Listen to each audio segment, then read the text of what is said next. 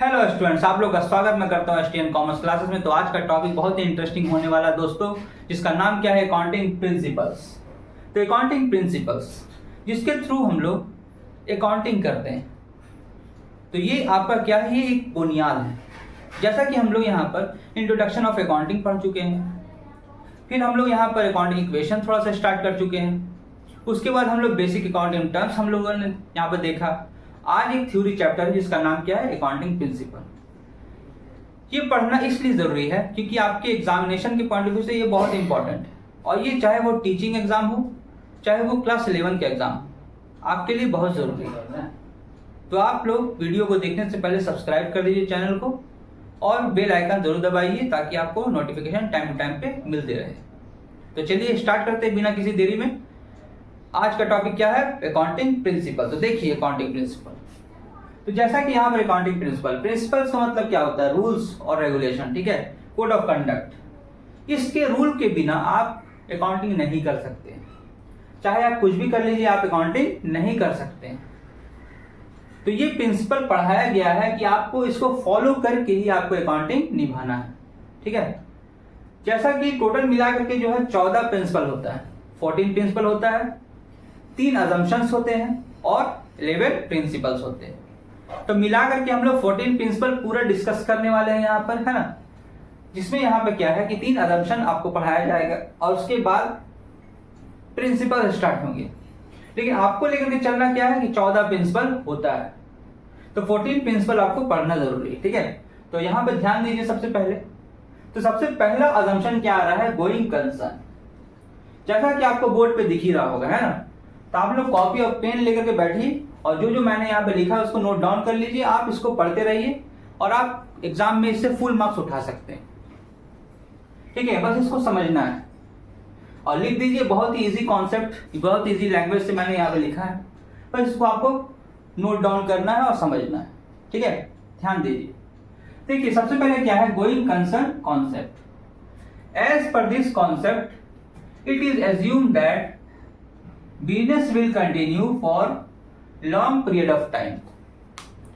तो long period of time, ये principle आपको बोलना चाह रहा है क्या कि आप मान लीजिए कि आप जो बिजनेस स्टार्ट करोगे, अकाउंटिंग करने से पहले क्या करेंगे, पहले तो बिजनेस स्टार्ट होगा।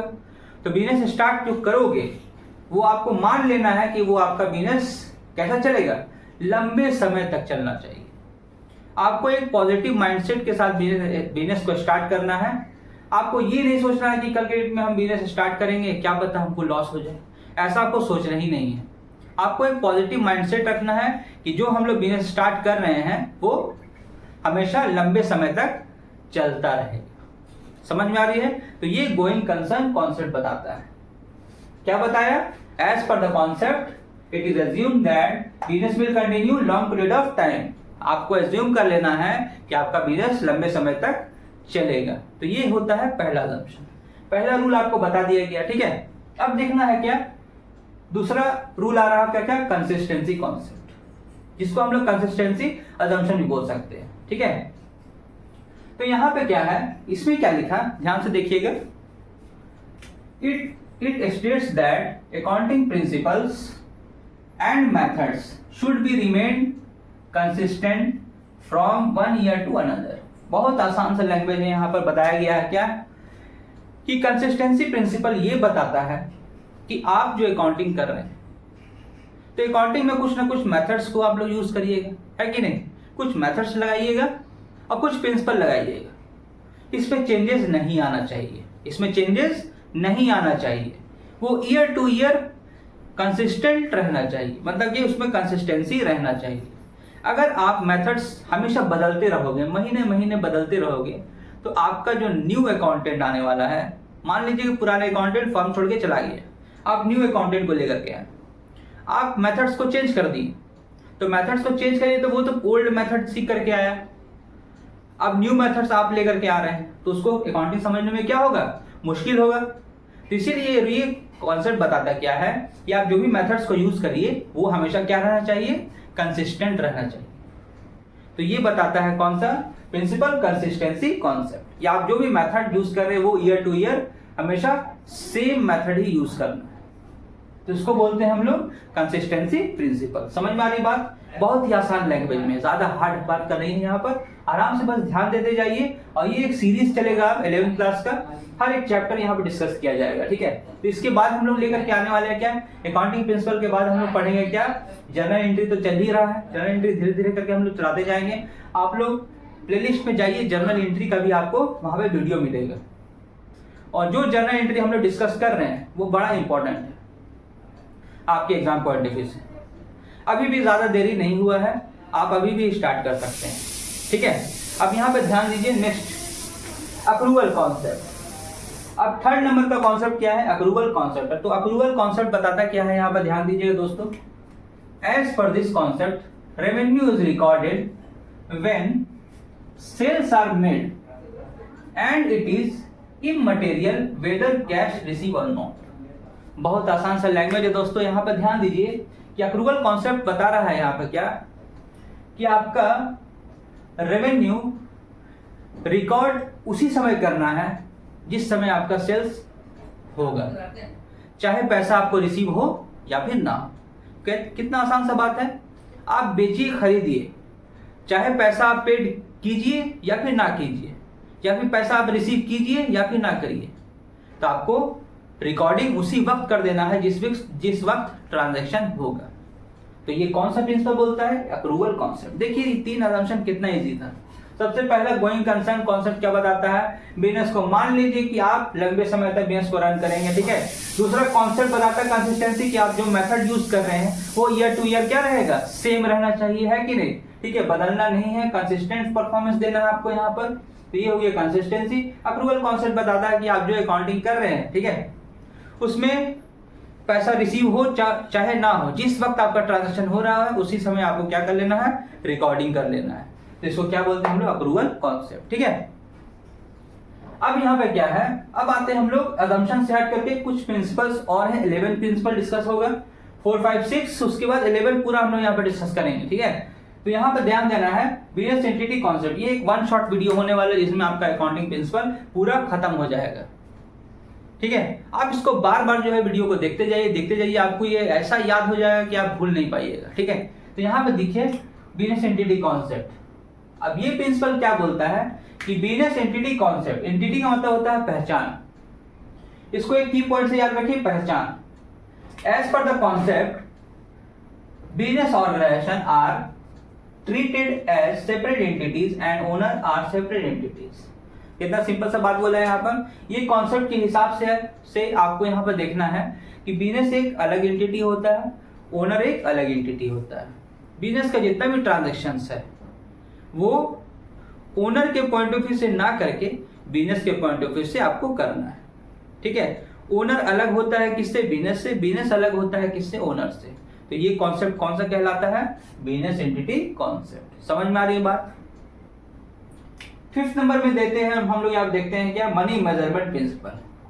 ये तो नाम से ही मालूम चल रहा है, मनी मेजरमेंट प्रिंसिपल। ये प्रिंसिपल बताता है आपको क्या, कि आपको वो सारे ट्रांजैक्शन रिकॉर्ड करने हैं जिसको हम लोग मनी में एक्सप्रेस कर सकते हैं, which can be express into money, ठीक है। यहाँ पे क्या है, as per concept those transaction are recorded which can be expressed in monetary terms.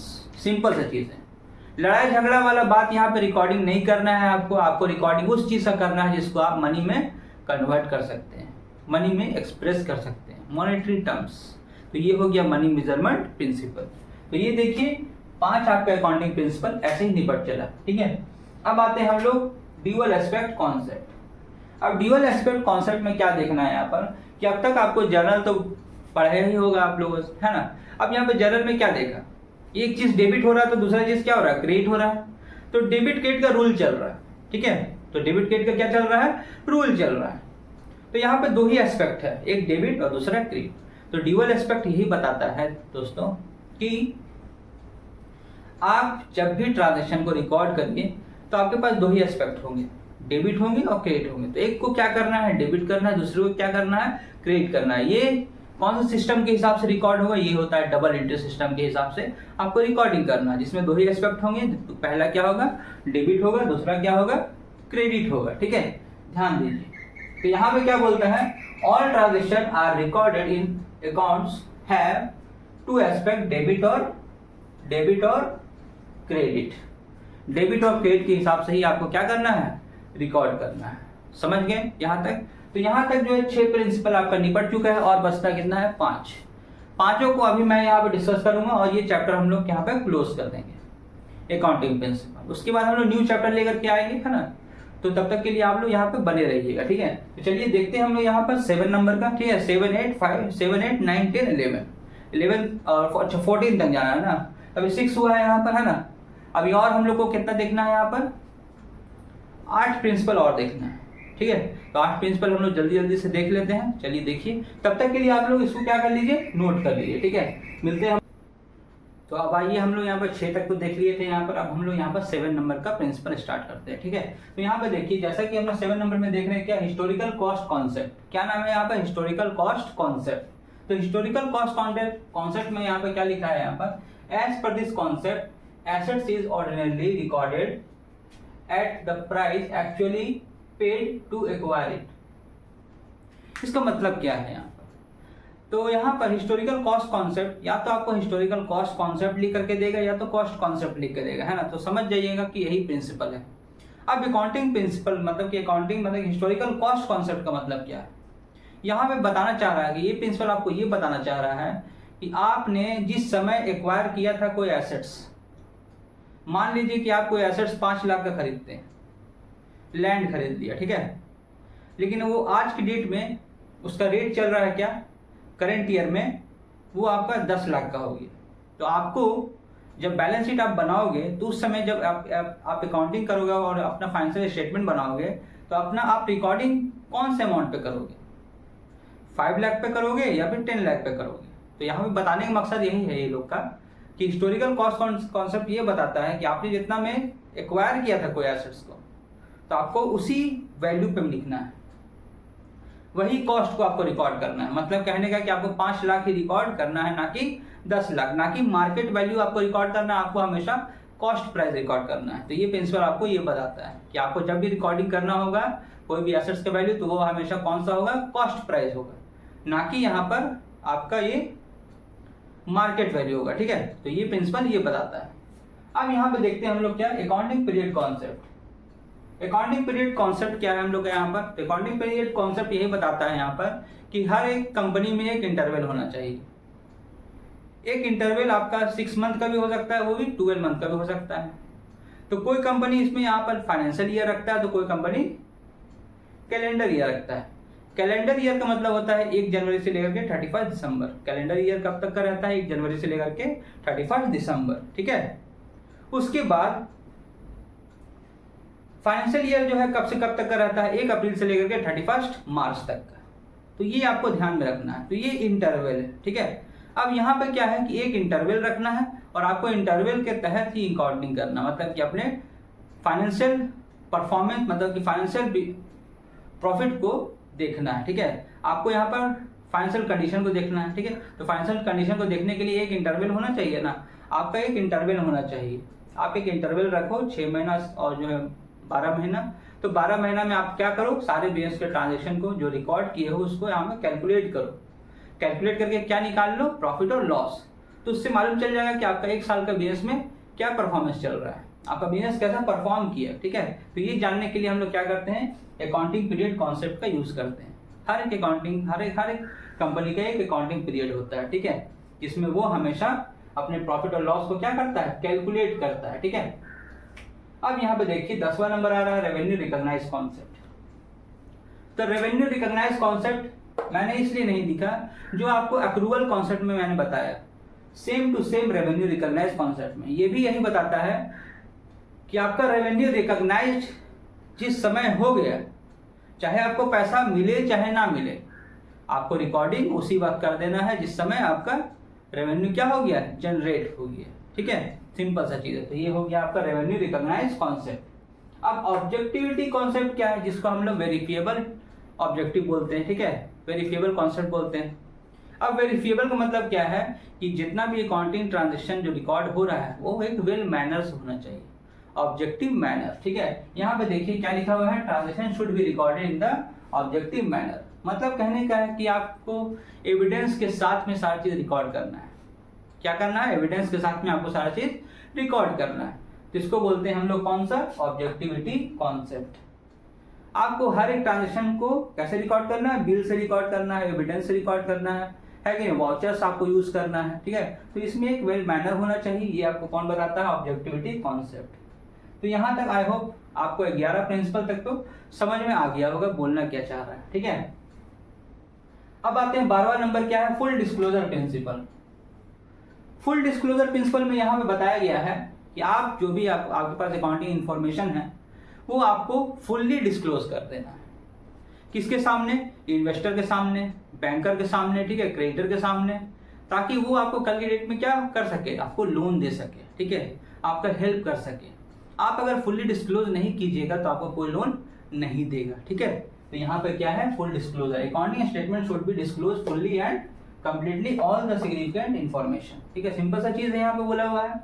तो ये भी प्रिंसिपल आपका खत्म हो गया, ठीक है। अब आते हैं हम लोग यहाँ पे मटेरियलिटी कॉन्सेप्ट। मटेरियलिटी कॉन्सेप्ट ये बताता है कि आप लोग मटेरियल फैक्ट को यूज करिए, ठीक है। इन मटेरियल थिंग्स को आपको रिकॉर्ड करने की जरूरत नहीं है, ठीक है। आपको क्या करना है? एक एग्जांपल है, मान लीजिए कि हम लोग यहाँ पर बिल्डिंग खरीद रहे हैं, मतलब बिल्डिंग बनवा रहे हैं। तो बिल्डिंग बनाने के लिए हम लोग यहाँ सीमेंट खरीदेंगे, ब्रिक्स खरीदेंगे, टिम्बर खरीदेंगे, ठीक है। तो आप लोग को रिकॉर्ड ये नहीं करना है सीमेंट अकाउंट डेबिट, ठीक है, timber account debit, bricks account debit, ये नहीं कर। फॉर मेकिंग बिल्डिंग, क्या चीज बनाना है आपको? बिल्डिंग। तो इमटेरियल चीज हो गई यहाँ पर सीमेंट, ब्रिक्स और ये, तो वो चीज आपको यहाँ पर रिकॉर्ड नहीं करना है, ये मना कर रहा है। आपको सारी चीज को क्या कर देना? मर्ज कर देना है। देखिए साफ साफ लिखा हुआ है, unimportant information can be merge with other items. आपको मर्ज कर देना और सबको एक साथ उसका मटेरियल को फैक्ट में लिखना है, मटेरियल फैक्ट लिखना है। जैसे आप फैन खरीदते हैं तो फैन नहीं लिखना, आपको फिक्सचर लिखना है। जैसे आप इन्वेलप और स्टैम्प खरीदते हैं तो आपको क्या लिखना है? पोस्टेज, ठीक है। तो ये आपको ये बताता है मटेरियलिटी कॉन्सेप्ट। उसके बाद जो प्रूडेंस बताता है कि आपको यहाँ पे प्रूडेंस या फिर कंजर्वेटिज्म, और ये लास्ट प्रिंसिपल है, ठीक है। In this principle you have to make provision for losses. Example, provision for doubtful debt, provision for depreciation. तो ये बताया क्या कि आप जब एंटिसिपेट कर लो लॉस, तो आपको क्या करना है? शांत बैठना नहीं है, आपको एक प्रोविजन क्रिएट करना है, आपको अपना एक सेविंग क्रिएट करना है। क्योंकि आपको पता है कि आगे आने वाले समय में लॉस होना है, तो बिजनेस को लॉस ना हो उसको कवर करने के लिए क्या बनाना है? आपको एक प्रोविजन क्रिएट करना है, आपको एक सेविंग बना के चलना है। तो इसको बोलते हैं हम लोग कंजर्वेटिज्म या फिर प्रूडेंस। तो आई होप आप लोगों को यहाँ पर अकाउंटिंग प्रिंसिपल 14 का 14 मैंने पूरा डिस्कस कर दिया और आप लोग को इसको लिख भी लेना है यहाँ पर, ठीक है। तो आज हम लोग का ये चैप्टर खत्म होता है।